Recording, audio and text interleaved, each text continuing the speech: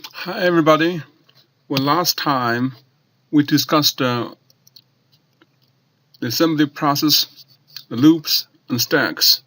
And for stacks, we mentioned that there are two different types of instructions we can use to access data.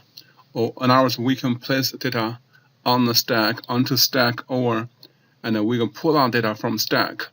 Yeah, like that. So pretty much we mentioned the two different types of instructions we can use.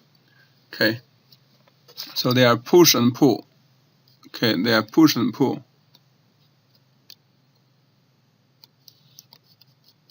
Okay, yeah, so push is to place data.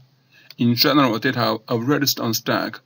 Pull is to pull out, is the opposite direction operation. But I want to keep in mind, okay, and when we push the data, okay, in general, the address of the pointer, okay, is adjusted first before we pushed. Okay, so when we push one data, and the address or the value of stack pointer is move one location on top, so it becomes smaller. Okay, yes, and then if you push 2 bytes, the address is subtracted by 2. For this. So in today's lecture, we study these individual instructions for each push and pull, and I will also show you some examples. Okay, yeah. So we simply represent the push X and push L for the push instructions and for the pull instructions.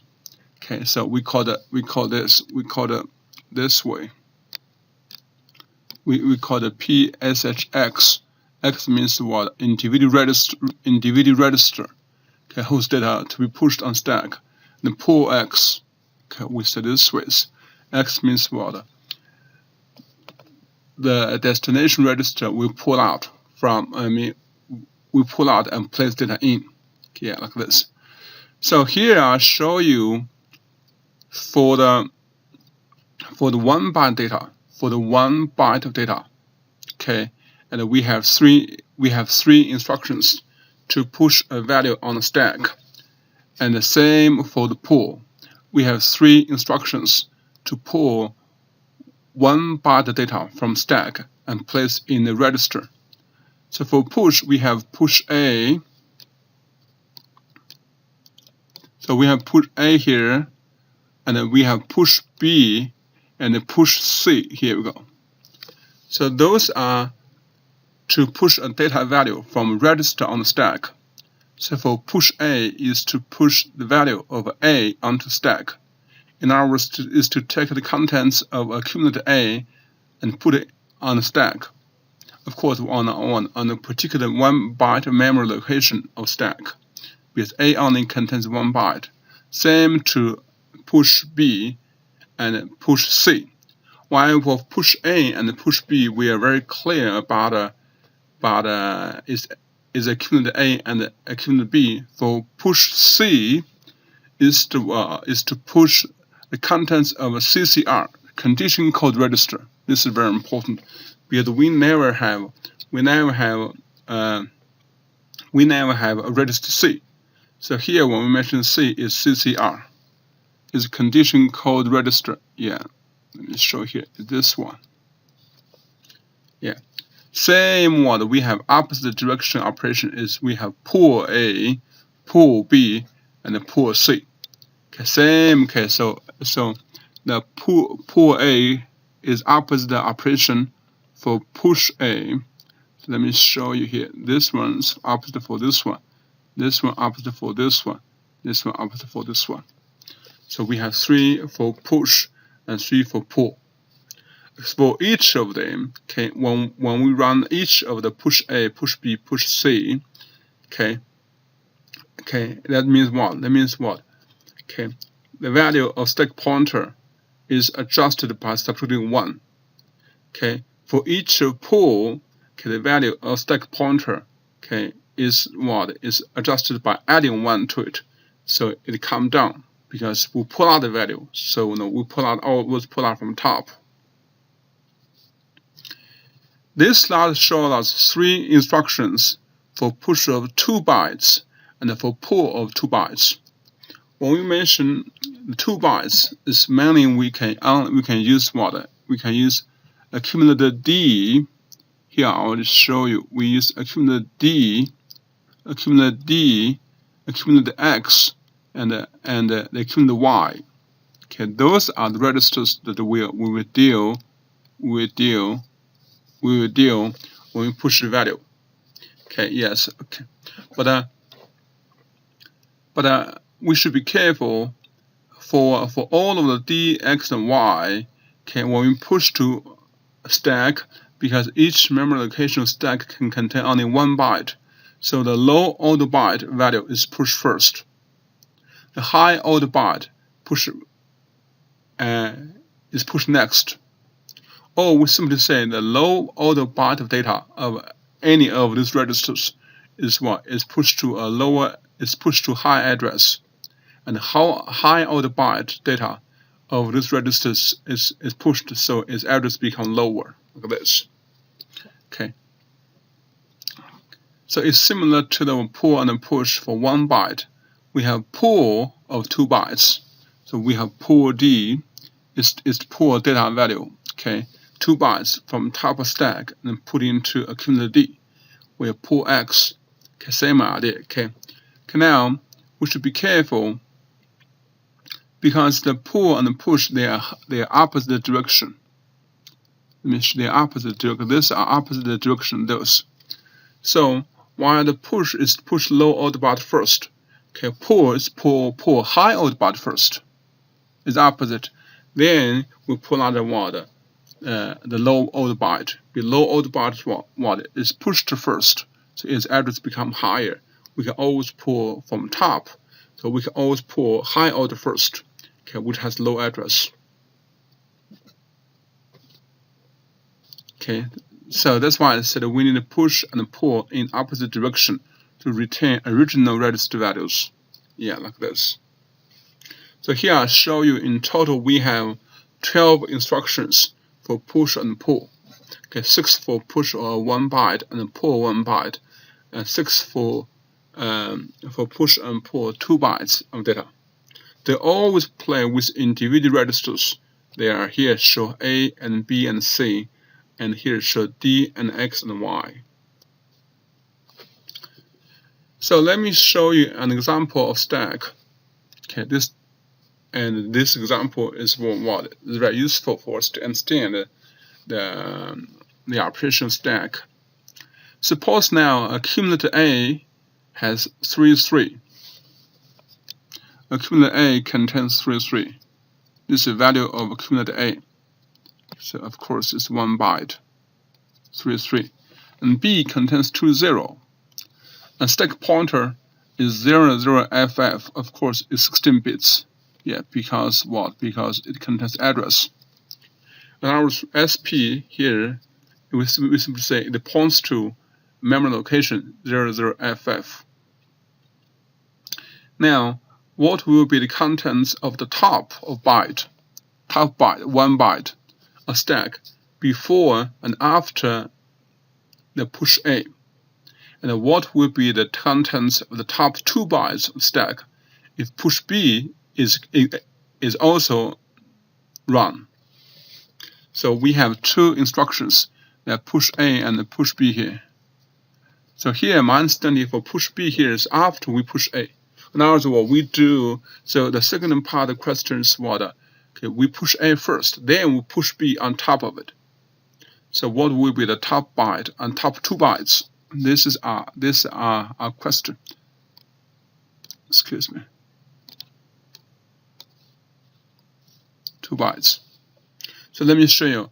This example is very, very helpful for us to understand how we adjust the stack pointer when we push the value. So let me show you the stacks. Okay, the situation. The status of stack. Okay, for the original stack before we push any byte, and after we push only push A, and also after we push both push A, after we perform both push A and push B. So the one here I show you One here I'll show you is what? Before we push any byte, before we push any values. So we're given the stack pointer here, and stack pointer here its value is 00FF. That means a stack pointer points to memory location 00FF. Assume now this is FF. This address is here 00FF. Okay, so at the beginning SP it points to here. And now in general this location should be empty. Should has nothing inside. Has nothing inside. It's empty at the beginning, because that's what we initialize as the RAM stack. Okay, there's no problem. This is what we defined. So program defined this. Now we push one byte. We push A. To make sure, I mentioned when we push value, we adjust the address first. We adjust the value of stack point first. Then we push. So before we push the value of accumulator A, which is 33, to stack, we move the stack pointer to what? To one byte higher, top. So we move to the next one. So we move the stack pointer to be 00FE. Address only become lower when we go to the top. The address goes to here, from here to here. Then we push the value to where a stack pointer points to here. So right now, stack pointer points to this location, points to 00FE. So the value of accumulator A should push to here.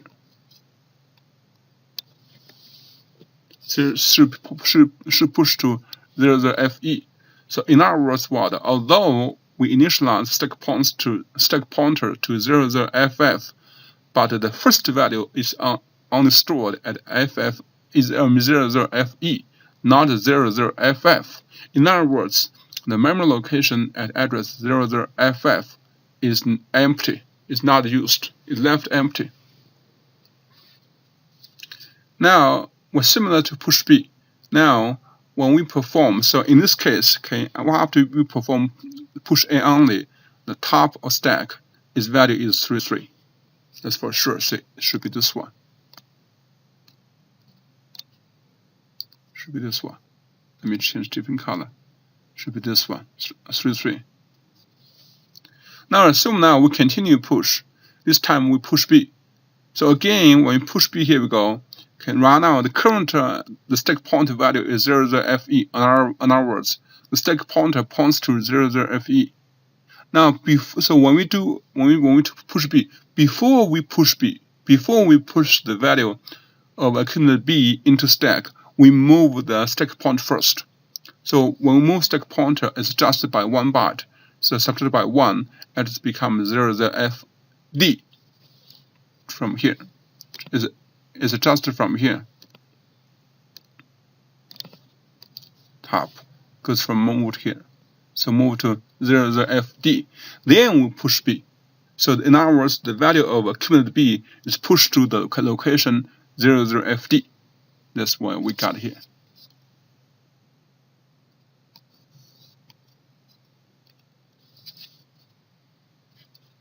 Okay, so always make sure, remember I mentioned the word, okay, address is adjusted before the value is pushed.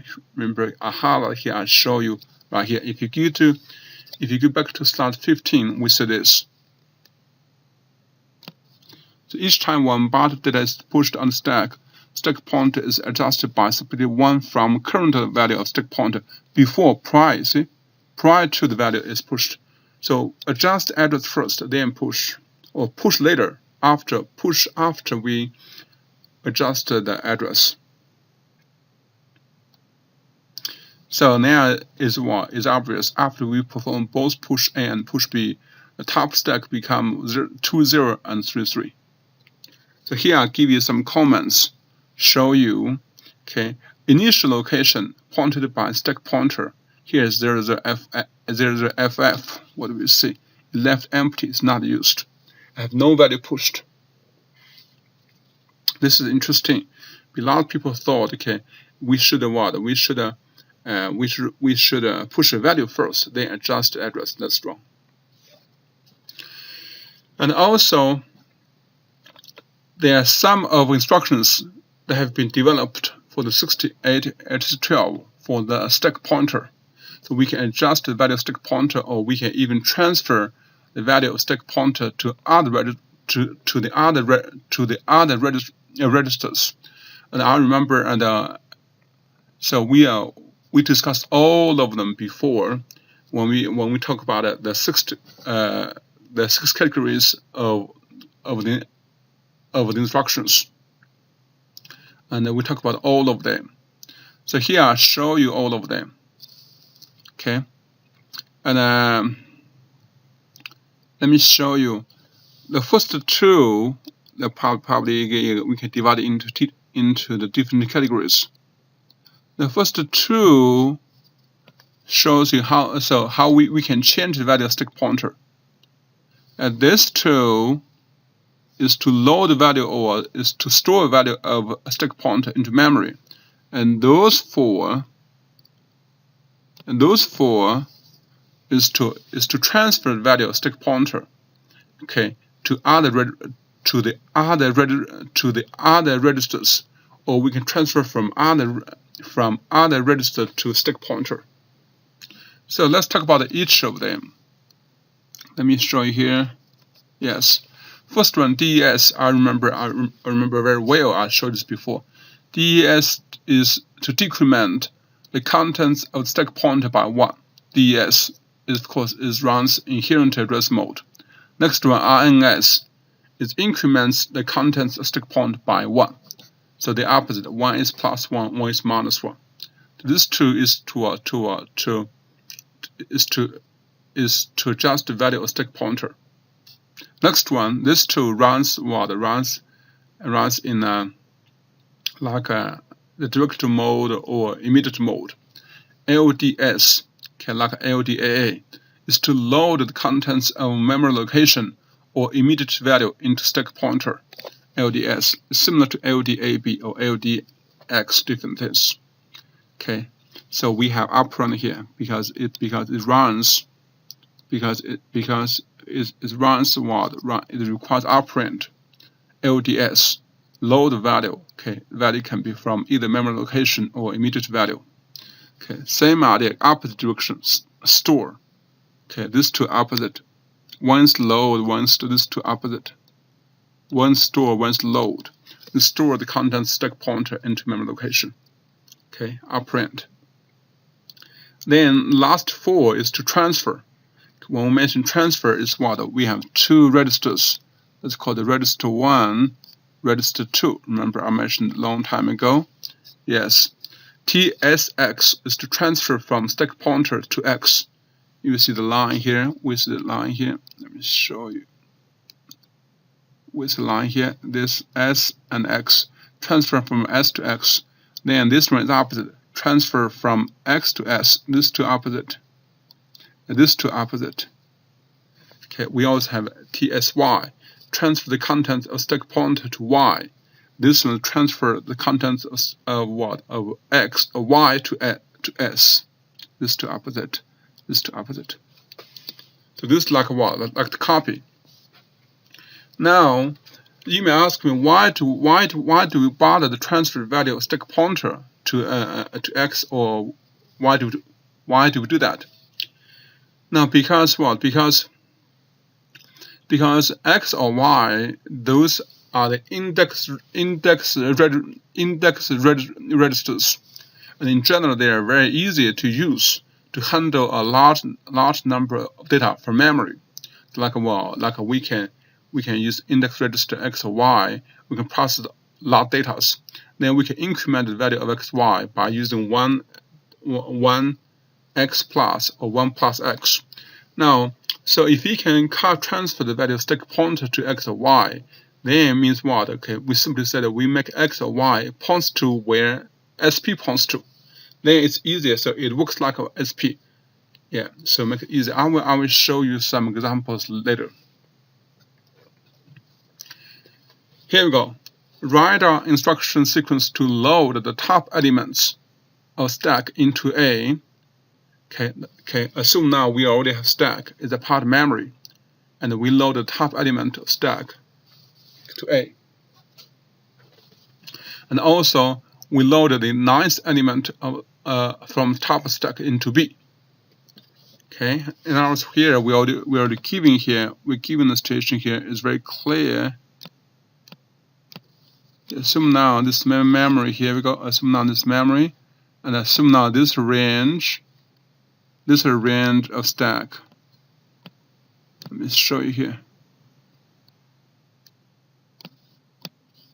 This is a stack. Here's the top and here's bottom.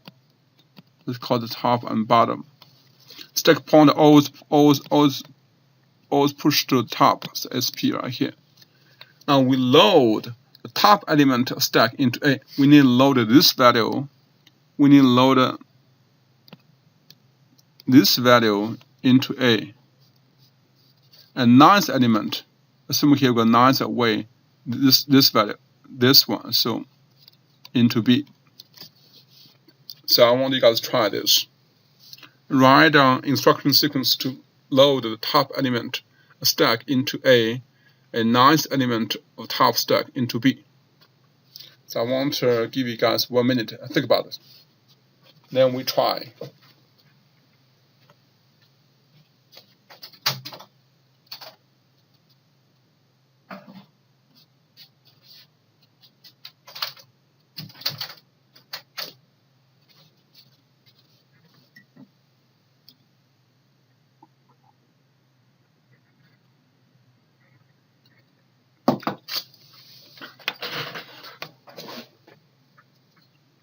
Here we go. Here, as I suggested, so we try to use index register X or Y to work for SP. So at the beginning we transfer the value. So we transfer the value of stack pointer into X. So make X points to here. Like here I show you. We make a what? X points to here. X points to where SP points to. Then we use index res mode, which is for use X to easily point to any value that we need, even though we don't have to know the address where it is. So at the beginning we transfer the stack pointer into X. Okay. Yeah, TSX as I show you here. TSX, this one. TSX. Transfer the contents of X, transfer, right here, TSX. Transfer stack pointer into X. That means what? We copy the value of stack pointer into X. So X points to where SP points to. Then we can easily using what? A load. Okay, we can run in the index address mode. Okay, this is very easy. This means very easy. This is very easy. We load the value of where X points to into A. This is very easy. This is what we need to do. We load the top elements, but X points to the top of stack. That means what? We load the top of stack into A. Now next one is what? Load the ninth element from top stack into B. So ninth element. So we simply change what? Offset to be 9. This one. So then what? Then okay, effective address should be the 9 plus the value of X. That exactly is the ninth element from top stack. We load this value into B. It's very easy. So only 3 lines. So here we take use the advantage of the index address mode, which is X, by copy the value of stack pointer into X. So, and there's some more examples shown in the book on page 80 and 82. I want you guys to read yourself. They're quite good examples. Okay. Now,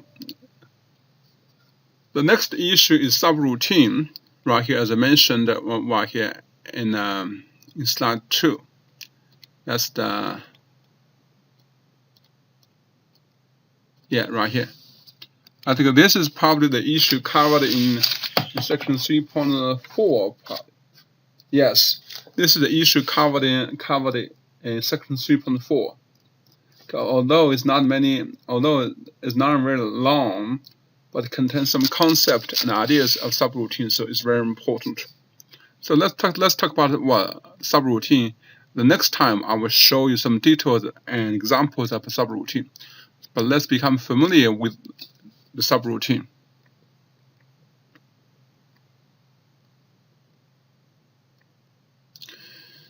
So now, if you took a C or C++, then it should be very easy to understand a subroutine for the 68H12.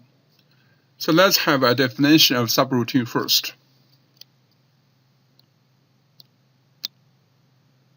Okay, a subroutine is defined to be a separate, independent module of program. So it's a part of a program, but it's separate.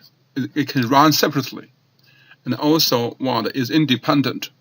We'll talk a little bit more. Now, so why do we need a subroutine? So they're designed to perform a specific task, to do a specific job. So whenever if we need to do the job, we can simply call the subroutine. Okay.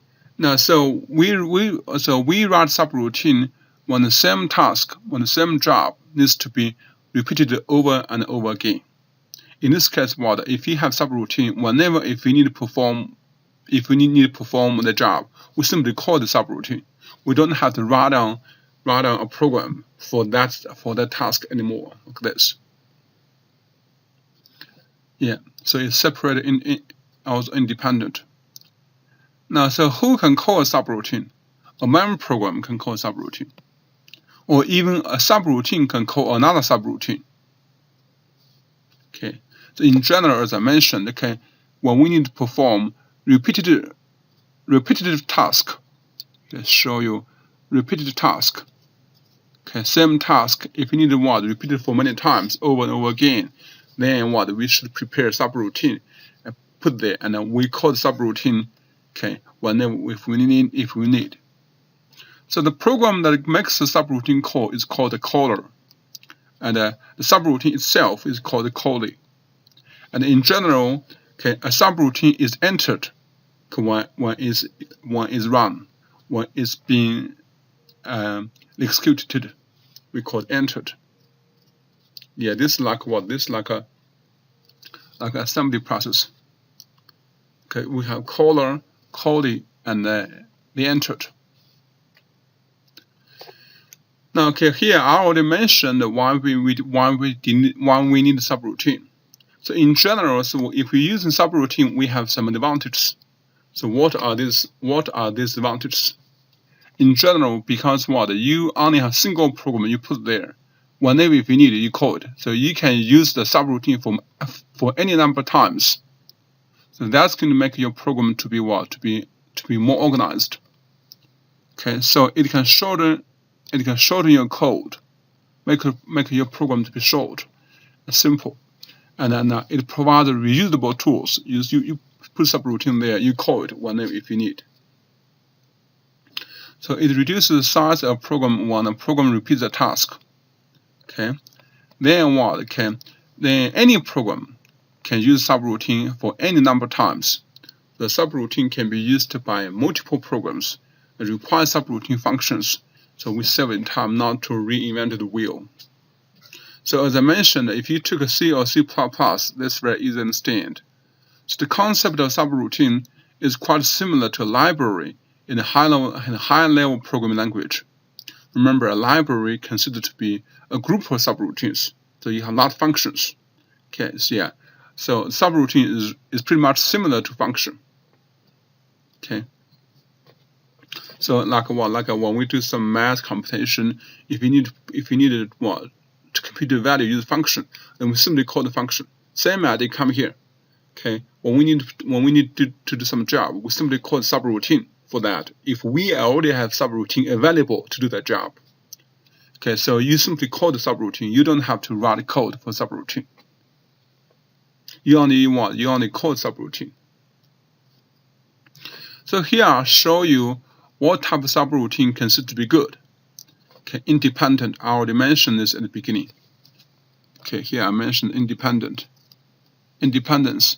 That means what? A good subroutine does not depend on the other code. It should be run by itself. Okay, and also restoration of registers. Okay, what does that mean? Okay, that means what? Okay, so in general, before a subroutine is run, you store the values of some key registers. In general, using push or pull, and you save these values on stack. Then afterward, you finish executing the subroutine. When you come back, you should restore these values from stack, because you need what? You need to keep these values of the register unchanged. Okay. Although you perform subroutine. So before you call subroutine, you store the values of some key registers using push on stack. Then after you finish them, you come back, because that's possible the subroutine may change those values of the registers.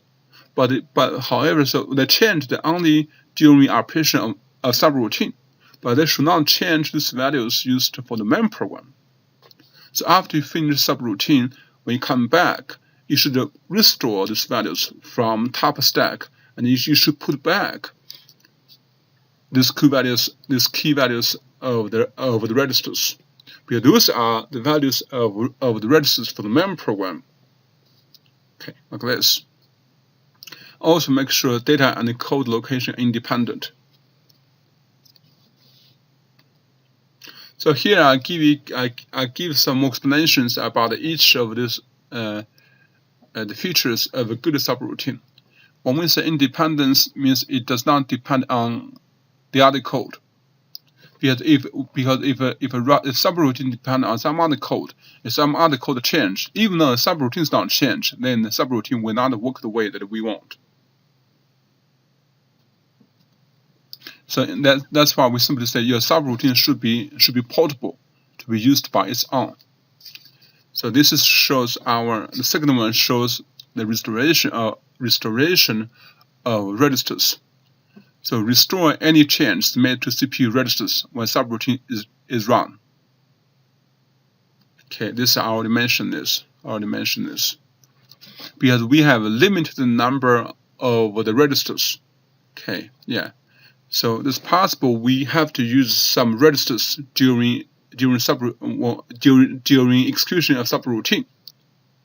But if you change those, okay, then what? Then you should not change original value of those registers for the main program. So fortunately, we already saved those values of the registers of main program, okay, on the stack before we call subroutine. Okay. Then during subroutine, those values are changed. So then what? Okay, but they only changed for subroutine. Then what? If you finish executing subroutine, when we come back, we should restore these values of the registers for main program. That's something called store and restore. Also, we have data and code location independent. Okay, that means what? Due to use, so in other words, what? It's possible we call subroutine for several times. So in this case, what? The subroutine should not include data with a specific address, or it should not include an instruction using particular memory location. Because if your subroutine contains some data values at a specific location, or if your subroutine need a value at a specific address, okay, then it's possible the value at this address has been changed by one calling by a particular calling subroutine. Then if you call subroutine again, the value used for subroutine is different. So that may cause error. So that's why we simply said that we only use local variables, and do not use the direct or extended address mode, because the direct or extended address mode, they are mainly based on addresses. So you may change the value of address, a particular address ABCD, at one calling subroutine. Then next time, if you call subroutine again, that value has been changed. In this case, what?